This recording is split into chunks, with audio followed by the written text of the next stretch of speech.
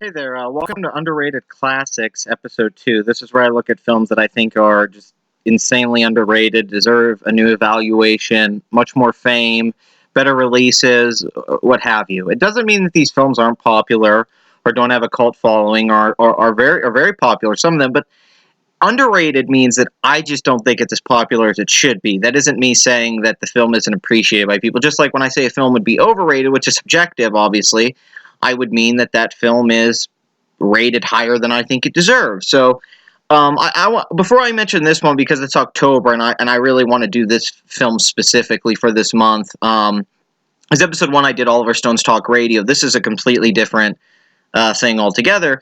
I know this has a big cult following, and a lot of people do love it, and a lot of people do talk about it during this time of the year. So this film isn't completely obscure, but I'll explain why I think it's overall underrated, why it doesn't get the love it should. And we're talking about the 1993 feature-length animated adaptation of Ray Bradbury's The Halloween Tree, which maybe is my favorite book he ever wrote. I also love Something Wicked This Way Comes. I think I've read all of his novels and shorts at this point. I'm not 100% sure, but this book is just amazing to me. It's everything that I've ever wanted in a book my entire life. I still think it's like just one of those perfect children's novels. But the cool thing about The Halloween Tree is originally it was written as a screenplay, and they were going to do an animation. They were going to animate it back in the 60s, like in 1967, with Chuck Jones.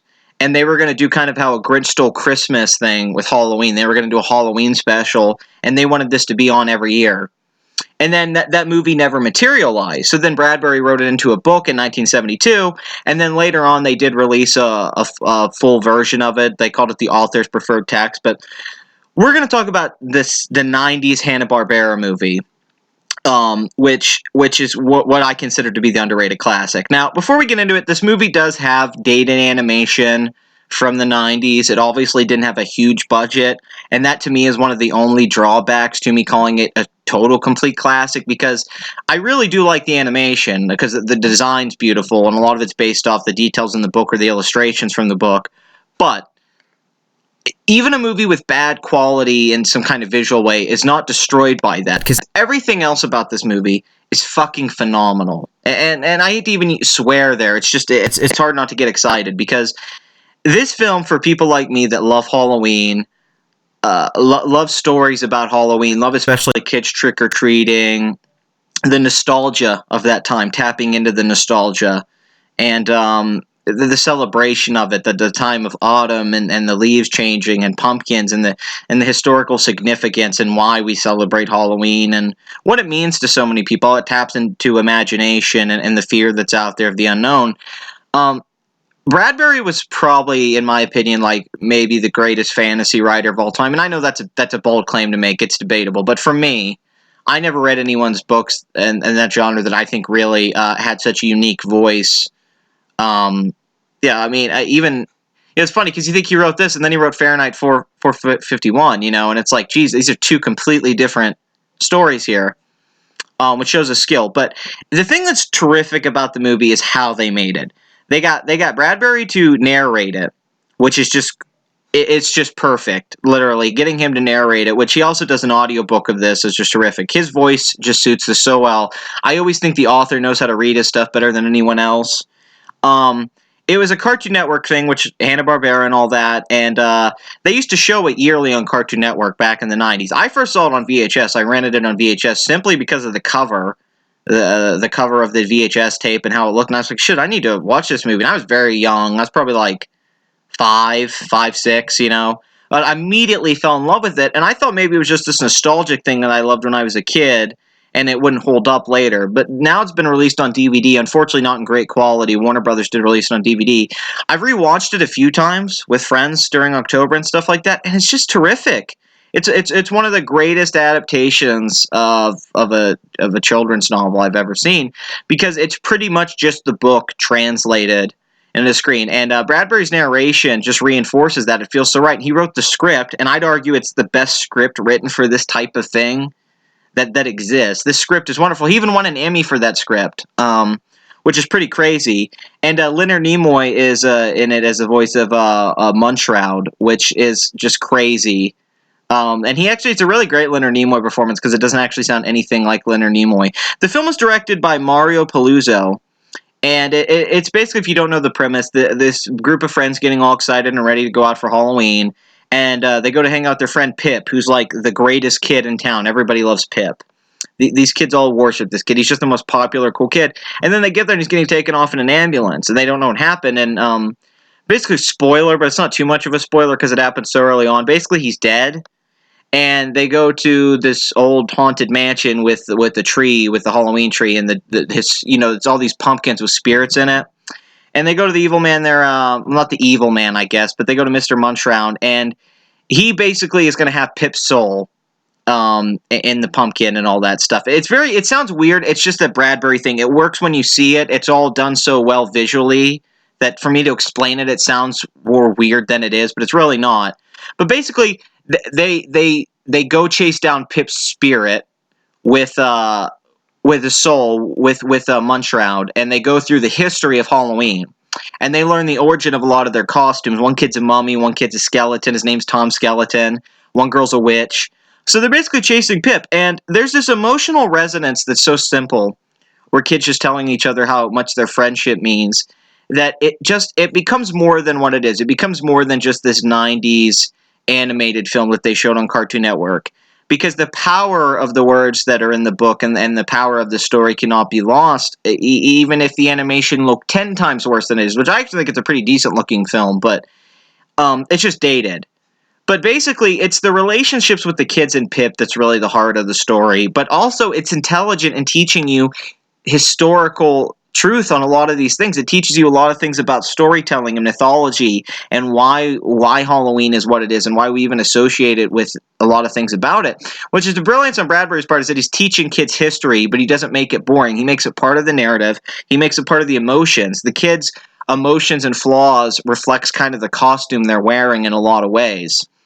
And them going through these adventures, they learn a bit about themselves. It's about these kids growing up through a Halloween experience. And you've seen Christmas films with the kids' adventure. You've seen all these, you've seen a lot of Christmas specials. You've seen the Easter Bunny stuff. There's not that many Halloween things out there. There's the Garfield Halloween special. There's, Scooby-Doo and the Grinch one. And, there's a lot of classic Charlie Brown and the Great Pumpkin, But Halloween Tree's the one that stands out. And this is why I think it's underrated. This film should be on every year in October as the Halloween film. This should be the Grinch for Halloween movies. This should be the thing that's always on. Every kid should know it. But it's really a cult thing. It's something that's still obscure that you had to kind of watch it back in the 90s or discover it later online or something. Which upsets me because this should be a standard of every holiday classic. Like, this should be a standard in a household. Everyone should own this movie. If you have kids, this is a wonderful film for kids. And it would bring back the spirit of Halloween. It really, more so than a lot of other films that are about Halloween. Nothing really stands out like the Halloween tree. It's that one singular thing for Halloween that has the vision, the tone right. It feels like Halloween. It takes you back to that feeling you had when you were a kid, you were trick-or-treating, no matter how old you are. I've been watching this movie for like 20 years, and I still feel that way after all this time. And I even think you could make a live-action movie out of the original script and it would still work. It's just such a good story. But kudos to it being an animation team, because they do some of the very odd designs that would be very hard to translate into a live-action film. And it all just works. It's the pacing, the tone, the terrific, terrific music score, which, let me look who that was done by, actually. I want to give this credit to this person. John Debney, I think is how you say it. Wonderful score. It's actually one of my all-time favorite music scores. For any movie. I actually listen to the score all the time. But if you're a fan, if you get around Halloween and you put in Hocus Pocus or, Halloween, your traditional Halloween film, go find this one. This one is particularly for an animated children's film. This is one you can watch with your kids. This is one, you can watch as an older person. It's great for any age. There's a universal sense to this that really makes it stand out. That it's tapping into something deeper. It's tapping into a friendship that you'll have as a child that you may never have the deepness of that, which we see in other films and literature. Stephen King does these things in his books, like It. Or you'll see stuff like this in Stand By Me. I mean, few animated films really tap into that like this film does. You feel the genuine connection between these kids, and that's such the heart, and you get throughout the movie why they love Pip so much. And I won't spoil the ending, but basically what they have to do in order to solve all their problems and get back to where they want to go. It's just something about the sacrifices that we make to, I don't know, keep the ones we love in our life, what we're willing to do, like how everyone's kind of a part of you. So losing part of yourself is just giving that part that person contributed to you. It's letting go of that part that they gave you and almost giving it back to them in a way. It's hard to explain. The film has all these like abstract ideas and things that are really fully realized through the animation and Bradbury's words that I couldn't do justice by reviewing it or talking about it.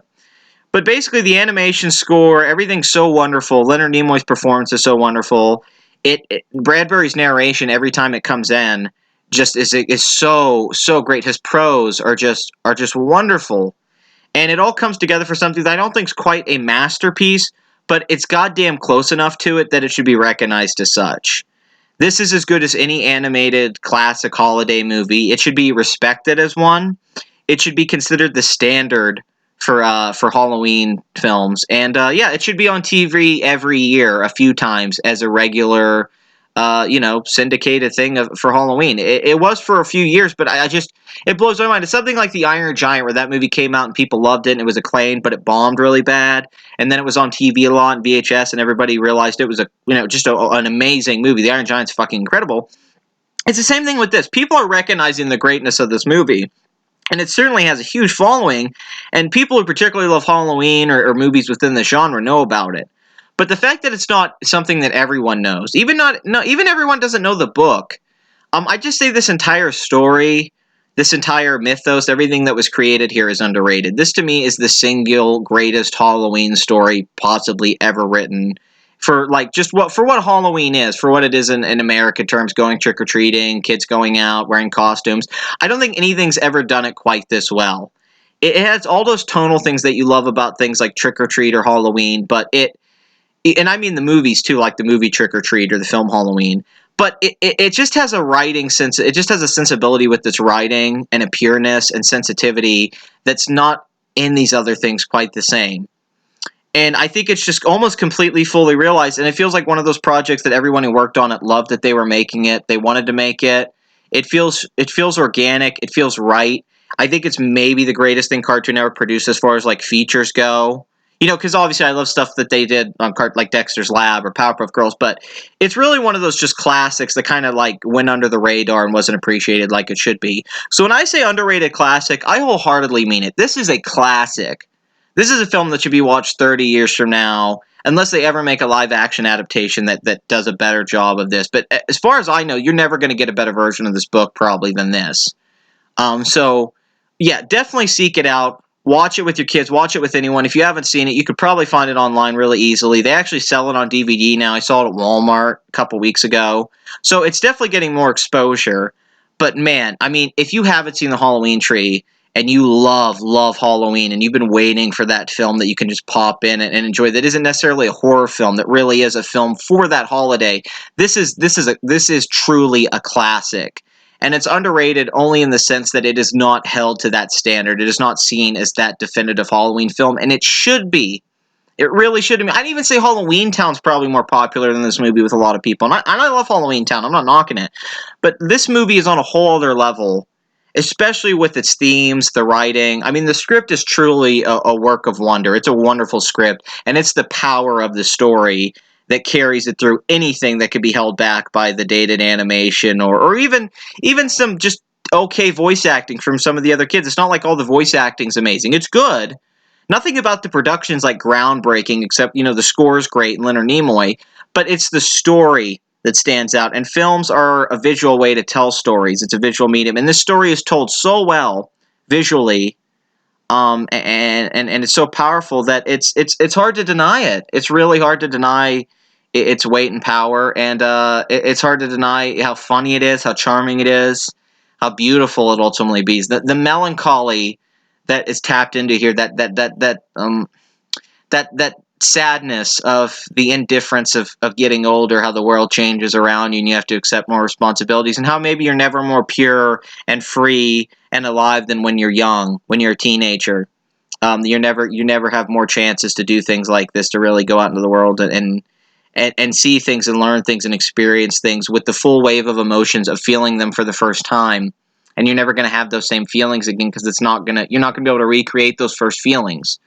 But terrific little film. I watch it every year.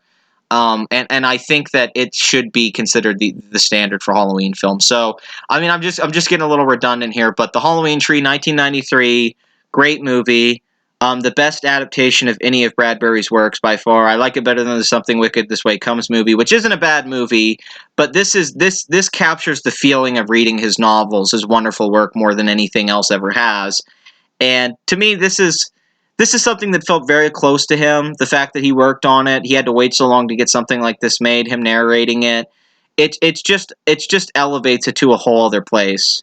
It takes it somewhere, just somewhere bigger than what it is. There's something about this, despite it just being this '90s Cartoon Network produced movie, and it feels grander and greater and more realized than that. It feels more realized than just being this TV thing. It feels like it's tapping into something a little bit deeper. It may not fully go there, but the fact that it even taps into it really makes it stand out amongst so many animated films about the holidays that just get lost or get so dated or really are so burned into our heads that we can't experience them. There's nuances in the Halloween Tree that are worth going back to and seeing again. So for this October, I praise the Halloween Tree. I think it's amazing. I think everyone should watch it. And it's a disservice to say it's underrated because I don't think this movie could ever get enough praise to do it proper justice. So please seek it out. Buy it if you can. Support this movie. Give it some money. And hopefully we get a Blu-ray release down the line because I would like to see this with some better quality and update it a little bit. But I'm sure it was tough to make this on Blu-ray because I'm sure with whatever how they did it back in the '90s, it only has a certain quality standard it's going to meet. Because the DVD I have, the movie still it kind of looks like they just took a VHS and transferred it onto DVD. To be quite frank with you, it doesn't actually look like there was a big quality jump. Still, having watched this on a projector before on a screen that was pretty big, it actually really works as a film you could even watch in the theater. So turn the lights off, get in the Halloween spirit, get yourself some candy, make some popcorn, light some candles or whatnot, and put this wonderful little gem on. And I promise you, you will not be disappointed. If you love the season, if you love the holidays, this is something right for you. This is that thing you always wish existed for this holiday. So Ray Bradbury's The Halloween Tree is a classic. It's just nobody knows that yet. But I think one day everyone will recognize it as the classic that it truly is.